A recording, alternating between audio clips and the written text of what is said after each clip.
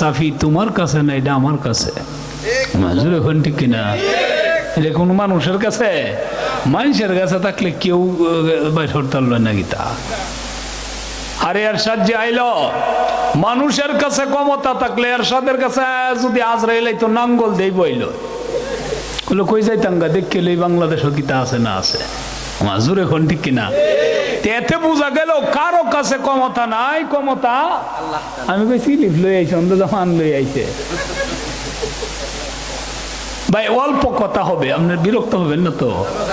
হ্যাঁ, সবাই একসাথে কোন আর একটু আগে দিত মানুষটি থাকতো। এমনি বক্ত আছে আমার, পাগল আছে মানুষ এলাকা রইলেও বাকবের টাকবের এদিকে আইজে অনেকেই তাহে পারছে না, খালি মানুষ চেয়ার ডিভাইড লিয়ে যাইত গুন্ডে দেখুন যে কি দুই সাইডে নিচে না গীতা।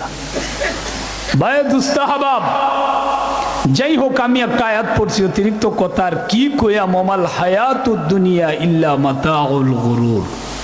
আল্লাহ কয় দুনিয়াটা হইল দুকার একটা সেন্টার। Care centre? দুকা। দুকা ছাড়া দুনিয়ার মধ্যে কোনো কিছু নাই। এমন কোনো জায়গা নাই যে জায়গার মধ্যে দুঃখা নাই।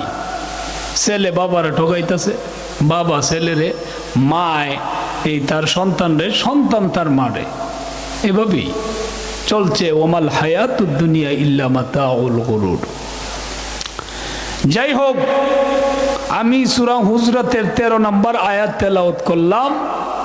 এর আলোকে অল্প কথা বলবো, আল্লাহ যদি তৌফিক দেয়, মা তৌফিক ইল্লা বিল্লাহ। ওয়াজ পারি শিখছি আপনারা দোয়া, কিন্তু করার তো পরিবেশ তখন লাগবো।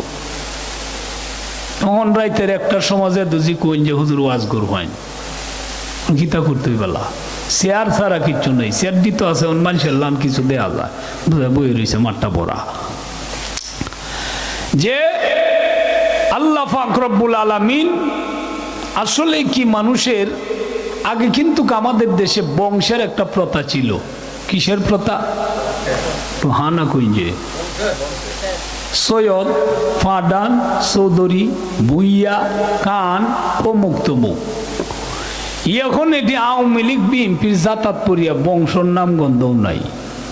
অহনকালী দেহে কেলা কুম্ভরজান নেতা আমার জুড়ে এখন ঠিক কিনা বংশ আছে দুনিয়াতে হোক। তা আওয়ামী লীগ আর বিএনপি আর নাঙ্গলের জাতাত পড়িয়া বংশ উদাও নাই কইলেই চলে।